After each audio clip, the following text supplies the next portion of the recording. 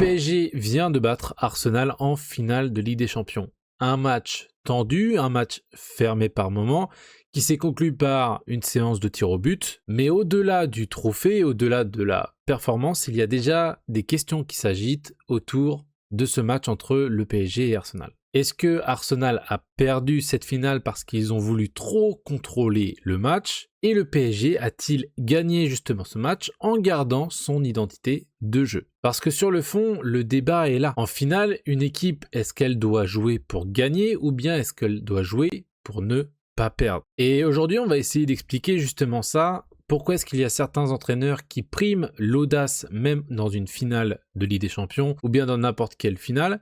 Et pourquoi est-ce qu'il y a d'autres entraîneurs qui restent plus pragmatiques et qui estiment que la prudence reste la meilleure manière de gagner une finale? Bon, une finale de Ligue des Champions, c'est un moment unique qui dure 90 voire 120 minutes dans le cas qu'on a eu samedi dernier. Et dans ces situations-là, les entraîneurs sont soumis à un dilemme. Est-ce qu'ils doivent rester dans leur philosophie de jeu ou est-ce qu'ils doivent adapter leur plan pour limiter les risques adverses? Et forcément, après la finale entre Arsenal et le PSG, on est obligé de mettre ce dilemme au centre du débat.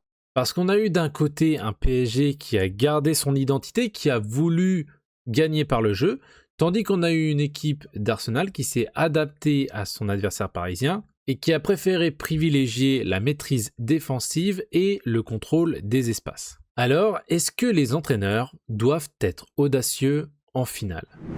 Bon, dans un premier temps, on va voir pourquoi oui. Pourquoi est-ce que les entraîneurs doivent être audacieux en finale et pourquoi et dans quelle mesure ça a déjà fonctionné? Bon, déjà dans l'histoire du foot, généralement, les équipes qui osent sont les équipes qui sont récompensées. Quand une équipe joue avec ambition, elle oblige l'adversaire forcément à s'adapter. Elle impose un problème à son adversaire, elle l'oblige à subir, à reculer et à défendre. Et surtout, dans le cas qu'on a eu notamment avec le Paris Saint-Germain, ça permet à une équipe de tout simplement de rester dans son identité de jeu. Le premier exemple qu'on va citer dans le passé, c'est un exemple assez évident, c'est le Barça de Guardiola en 2011. Une équipe d'une qualité évidemment extraordinaire et Guardiola arrivé en finale n'a pas bridé son jeu pour s'adapter à son adversaire. Il a gardé la même volonté offensive, la même volonté de se créer énormément d'occasions face à son adversaire, peu importe l'adversaire en face de lui. Et pourtant, dans cette finale 2010-2011 de la Ligue des Champions, il y a le Manchester United de Sir Alex Ferguson.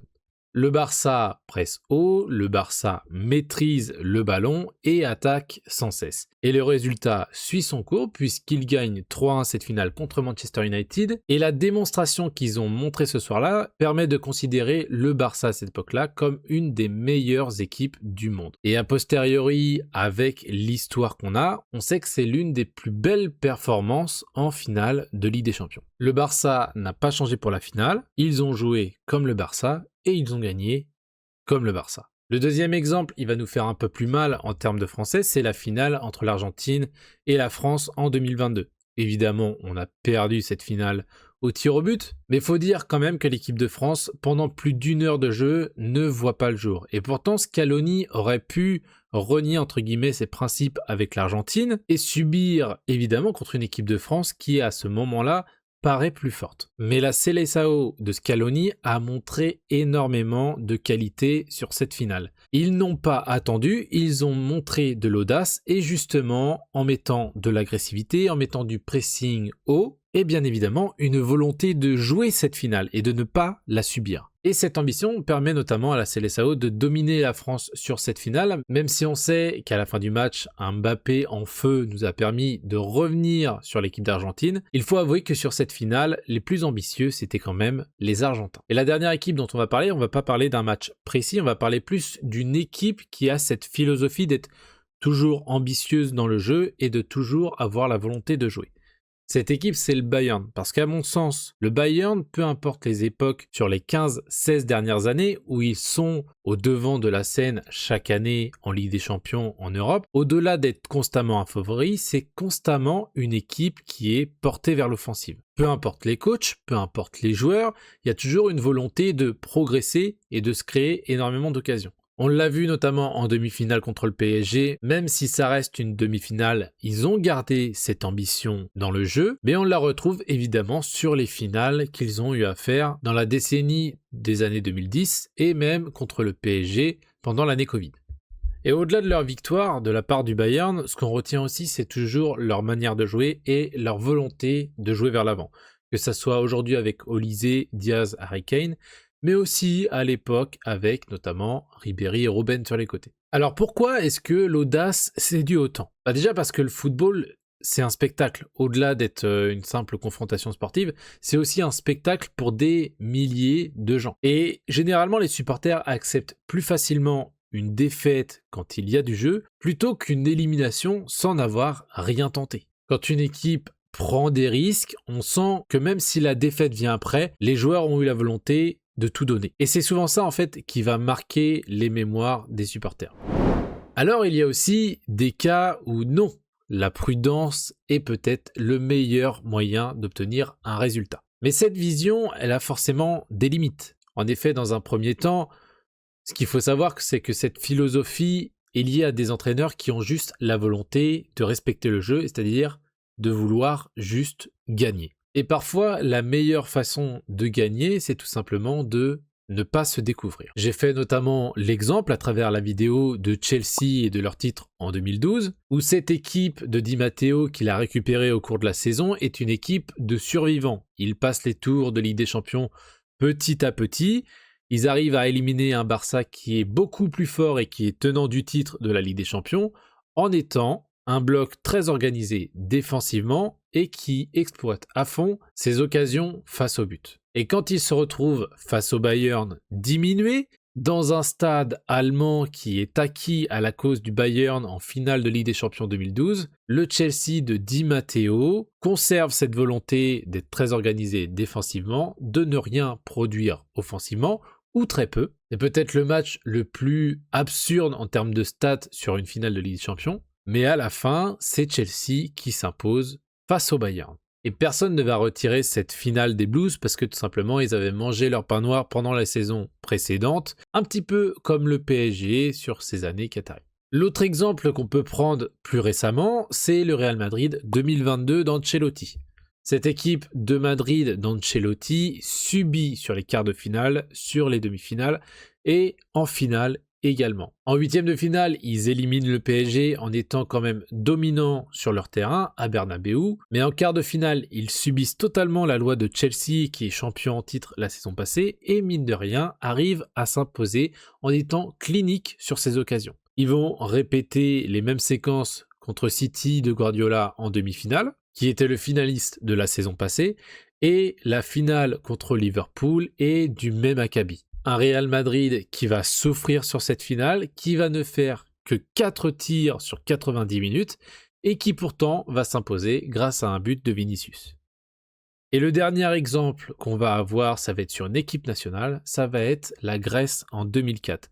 En effet, la Grèce n'est pas du tout favorite, mais pourtant elle va éliminer l'équipe de France en étant très solide défensivement, très bien organisée et clinique sur les seules occasions qu'ils ont. Ils éliminent donc la France en quart de finale, qui est tenant du titre de l'Euro 2000. Ils éliminent la Tchéquie en faisant quand même face à face avec la République tchèque en demi-finale. Et ils sont totalement dominés en finale contre le Portugal et pourtant vont encore s'imposer 1-0 et obtenir leur premier titre européen, mais un titre absolument pas attendu au début de la compétition. Otto Rehhagel a construit une équipe qui était très disciplinée et ils ont réussi à aller au bout avec justement cette discipline. Donc pourquoi est-ce que ce genre d'équipe maintient cette volonté de juste gagner ? Déjà dans un premier temps, les finales nous offrent toujours des matchs assez serrés. Voir un 5-0 en finale de Ligue des Champions par exemple, c'est extrêmement rare parce que on a toujours deux équipes qui se battent corps et âme pour obtenir le titre. Il y a aussi les joueurs qui ressentent évidemment davantage de pression parce que c'est le bout d'une aventure et la moindre erreur peut coûter un trophée à tout un peuple, à toute une équipe. Et forcément dans ce contexte, c'est normal que certains entraîneurs préfèrent être pragmatiques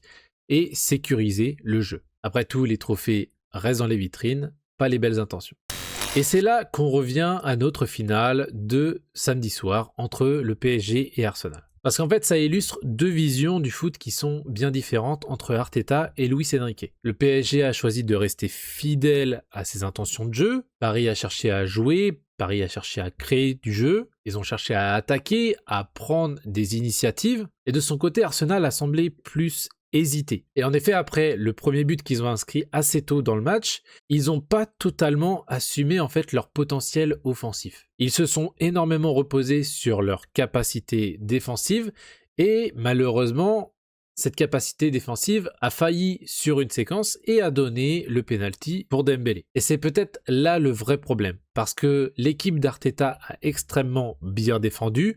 On a eu une équipe du PSG protagoniste, mais qui a eu du mal à se créer des occasions franches. Mais lorsque tu faillis sur une séquence de jeu et que tu reviens à égalité, il faut revenir à un état d'équilibre entre ta solidité défensive et ton potentiel offensif. Et c'est là qu'est arrivé le problème d'Arteta à mon sens, puisqu'il a perdu justement cet équilibre entre cette solidité défensive et cette volonté d'attaquer. Il s'est contenté de rester défensif et forcément a perdu ses intentions de jeu avec le ballon. Or, les équipes qui généralement gagnent les finales, c'est celles qui assument le plus leur identité de jeu. Les grandes équipes offensives gagnent parce qu'elles attaquent. Les grandes équipes défensives, qu'on a vues précédemment, gagnent parce qu'elles défendent extrêmement bien et qu'elles prennent pas de but. Mais les équipes qui hésitent se retrouvent du coup dans un entre-deux qui est extrêmement dangereux. Et c'est peut-être ça qui explique pourquoi aujourd'hui ce sont les Parisiens qui ont soulevé le trophée.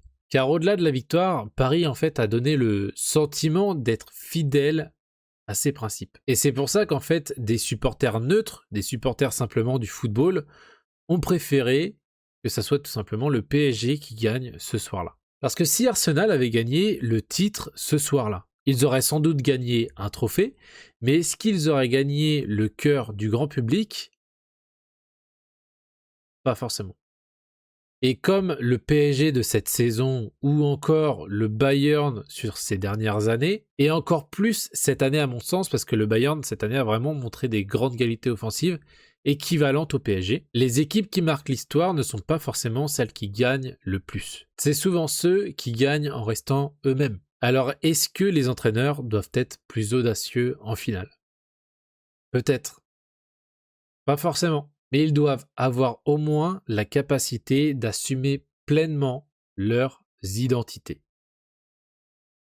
Merci d'avoir regardé la vidéo, n'hésitez pas encore une fois à vous inscrire sur le Mon Petit Prono qui est dans la description. On fait tout simplement un Mon Petit Prono pour la Coupe du Monde et celui qui sera le gagnant à la fin justement de cette compétition recevra un petit cadeau. Donc voilà, n'hésitez pas, c'est gratuit, allez vous inscrire et on se dit bientôt pour une nouvelle vidéo.